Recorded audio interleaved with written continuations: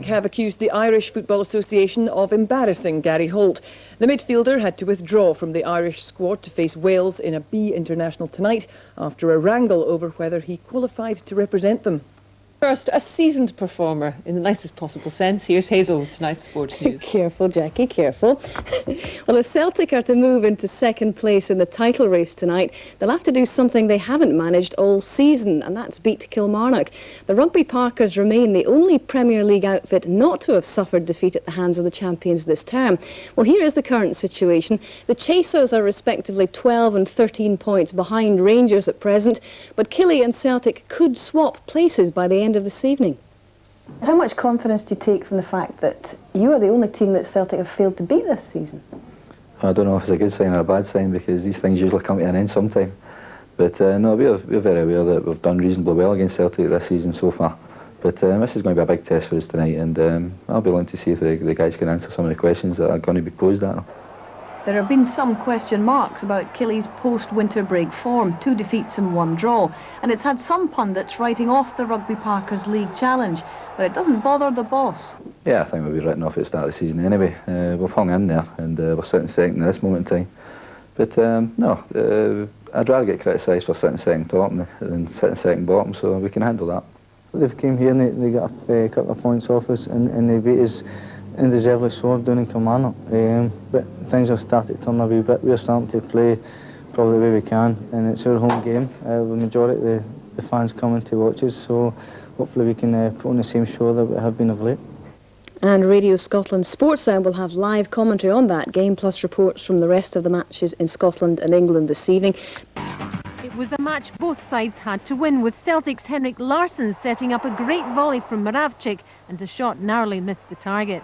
Kilmarnock, though, should have scored when Durrant sent Ali McCoist clear. Gould was beaten by the early shot, but the ball smashed off the inside of the post.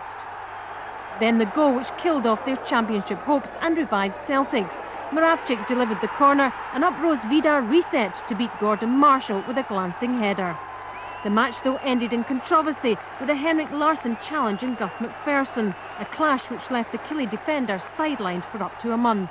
Kilmarnock can be proud of their record here at Rugby Park this season. Only one team has left here with a win, and that was Rangers way back in August. This Sunday, Killie get the chance to avenge that defeat and at the same time breathe new life into the Scottish Premier League Championship race. Rugby Park is home to the match of the weekend and to Inside Scottish Football. This week...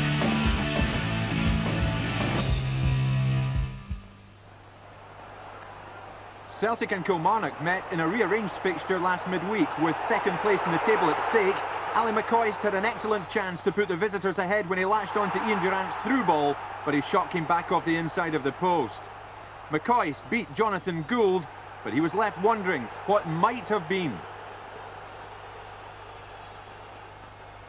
Celtic came out fighting in the second half and got the advantage early on when Lubo Moravcik's corner was met by Vidar Reset.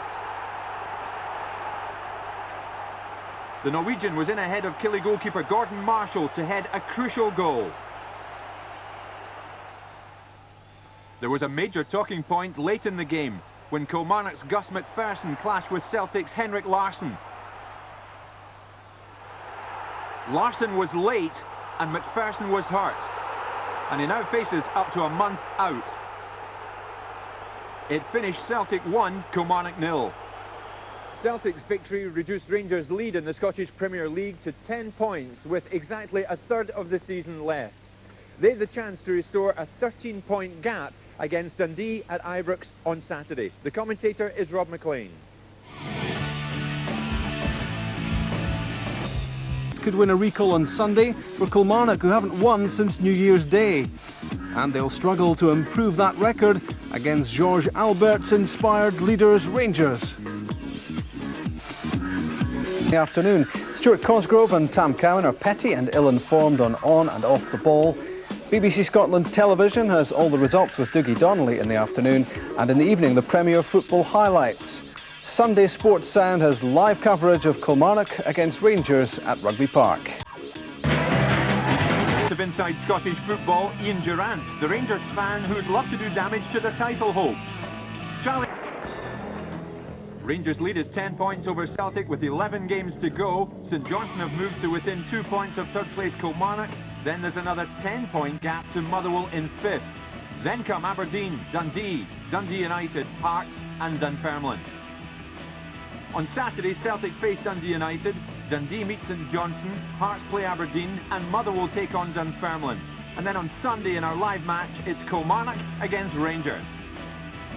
There's a big ex-Rangers contingent at Kilmarnock, and for Ian Durrant, the move down the coast has given him a new lease of life.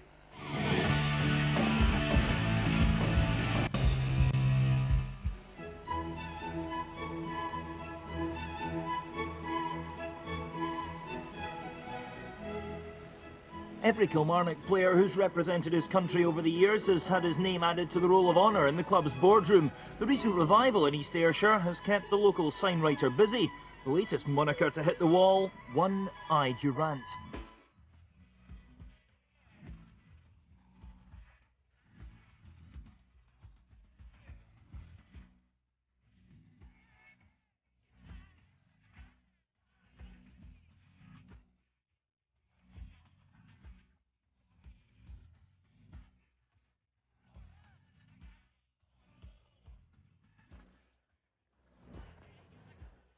Hey!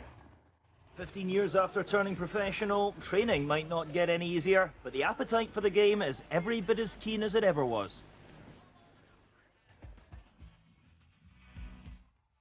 Yeah, it's very much so now. We've proved against the big guns this year we can compete with them, and we're disappointed because we want to keep the challenge up now, obviously the game being off, but as I said earlier, we've shown we can compete with the big boys, so it's just a matter of putting it in and hoping to get the good results. You don't think that the gap's just a wee bit too big now at this stage of the season? Maybe it is, but there's still a lot to play for now, second position to play for, and the boys are going right out for that. I know it's a big hurdle, the form Celtic position now, and obviously St Johnstone beat Durrant next as well, but they're going to go for it. How aware are you of the challenge of St Johnstone, given that European places are few and far between for Scots clubs these days? Yeah, it's a worry, but we've got to play them twice, and hopefully we can come out and top. But as I said, now there's a lot of games to be played and a lot of points to be won, obviously, and we'll be going out to win every game. Looking back at the season as a whole, it's been a fair old season for you, hasn't it? How pleased have you been with things, firstly on a club level and then internationally as well? It's been one boost after another. I always said if I get a game and my consistency was up, I'd be up there with the best, and I think I've proved that this year. I'm enjoying my football, and as I said earlier, I'm getting a consistent run, and obviously the call-up was a great boost for me. You could be given another boost shortly, couldn't you? Because it's not long now till they announce the squad for the next couple of Euro 2000 qualifiers. Would you expect to be in there? If I get called up, there'll be another boost again, but obviously with the players that are coming back, Craig Bully, John Collins and Paul Lambert, I don't think I'll be in the squad, but I was happy to get called up the last time, but Craig knows if he needs anybody, I'll be here. Realistically, would you have even half an eye on the tournament itself next year? I think that's beyond me now. I think at the time there was a lot of call-offs, and I was pleased to get the call-up, but the players that are coming back in, I think now the emerging young Barry Ferguson, as I said, the players before that now, they get really strong in midfield. Looking at Barry, I mean, he's obviously one of the key members of the Rangers team that's going to be coming down here on Sunday. How impressed have you been with him? Because when you were at you were at Ibrox obviously this time last year, what did you know of him then, and are you surprised? I knew, I played with Barry in the reserves last year, I knew what he had, and he's got an abundance of talents, and hopefully now in the coming years Rangers and Scotland will benefit. What was he like as a player? What did you make of him? Because he was obviously somebody that was, a similar player to yourself. Yeah, very talented, but I'm moody wee so hopefully I can wind him up on Sunday, but very talented boy now, 2 great feet and a very good engine for the middle of the park, and he's come on leaps and bounds under Mr Abacat. He's somebody obviously like yourself with a lot of pressure being heaped on at an early age, a very, very noticeable emerging talent. You kind of went through, you were in the back page of the papers, front page of the papers, all the rest of it at that age. What advice would you give him? He's got an old head now, young shooters, and obviously now the added fact now his brother Derek, his parents Archie and Maureen, they'll look after him. And I think it's good, beneficial for him now that the Derek's coming up, and keep them in line. So he's a talented young boy, and if he looks after himself, he'll be here for years. He comes here, of course, on Sunday with a Rangers side who are running riot at the moment. You've seen the results that they've put in lately. How much do Kilmarnock have to fear from Rangers? Just the talent they've got, but as I said, there's talented boys here, and if you're going to worry about Rangers now, you'll not be doing your job right. So we're looking forward to them coming. It'll be a full house, live on Sky, the atmosphere will be good, and we're really looking forward to it. You've grown up a Rangers supporter, obviously. You've devoted most of your professional life to the team. If you did go out and beat them, would there be any mixed emotions from your point of view, given that you opened the league race up? I'm paid to Kilmarnock, and I think everybody knows I'm a Rangers fan, and I'm not going to beat about it. But now I'm doing a job for Kilmarnock, and I don't think half my pals will talk to me if I beat them. But I've got to go and do a job for them, and I'll do a job for Kilmarnock as best I can. So don't lose any sleep over it, no mixed emotions at all? I can't. The first game is a worry now. Obviously, you're playing. I was there so many years playing against your first club, but once you get that over and going back to Outs, that was hard, but I enjoyed it. And we're coming here. And we need to get our season going again, because after the break we've not performed. And what bigger game against the runaway leaders, and if we can peg them back a bit, that'd be good for the league. Meanwhile, Kilmarnock defender Gus McPherson will be out of football for up to a month after badly gashing his leg in last night's league game against Celtic. The incident happened when McPherson was tackled by Parkhead striker Henrik Larson. Celtic's 1-0 victory in that game saw them climb above the Rugby Parkers and move into second place behind Rangers in the title chase. The first clear-cut chance of the match fell to the visitors. With 38 minutes gone, Durrant's long-range pass found McCoist. The striker beat Celtic keeper Gould, but his shot hit the wrong side of the post. Into the second half, it was Celtic who grabbed the only goal of the game. Reset connecting with Maravchik's corner to give the Parkhead side 3 vital points and maintain their impressive unbeaten run, which stretches back to December the 7th. A second goal, though, proved difficult for the home side. 20 minutes later, another corner. The ball broke to Tosh McKinley. His shot scraped the outside of the post. Harold Bratback had the chance to increase Celtic's lead 2 minutes later, but Gordon Marshall held his shot at the second attempt.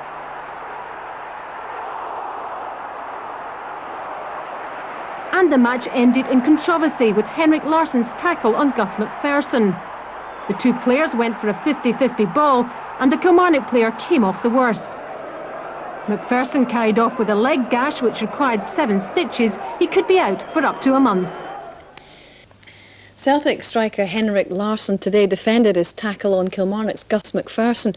The Rugby Park player is out of football for a month following the controversial challenge in Wednesday's Premier League match.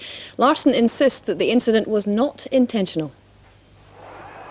The Kilmarnock defender's leg required 12 stitches on a gash following this incident during Celtic's 1-0 win on Wednesday. Today, Swedish international Henrik Larson discussed the incident for the first time. It was a 50-50 ball, and I think I blocked the ball to Paul, and unfortunately the foot went through, and I caught him. And when they see the replays, and they're always going to look more nasty than it is. Of course, it's nasty because he got a cut in his leg, and he has a few stitches, what I believe. But at any point it was intentional at all. I tried to play for the ball, and I think I got the ball as well. This weekend, as Scotland's top goalscorer Henrik Larson has defended the tackle which enraged Kilmarnock and put Gus McPherson out of action for up to a month. McPherson came off worst in Wednesday's second-half tussle with Larson, but was the damage done accidentally or deliberately? Kilmarnock manager Bobby Williamson wasn't in any doubt. Larson turned his back, but the Swede heard all about it as the Kilmarnock defender went off. When they see the replays, and they're always going to look more nasty than it is. Of course, it's nasty because he got a cut in his leg, and he has a few stitches, what I believe. But at any point it was intentional at all. I tried to play for the ball, and I think I got the ball as well.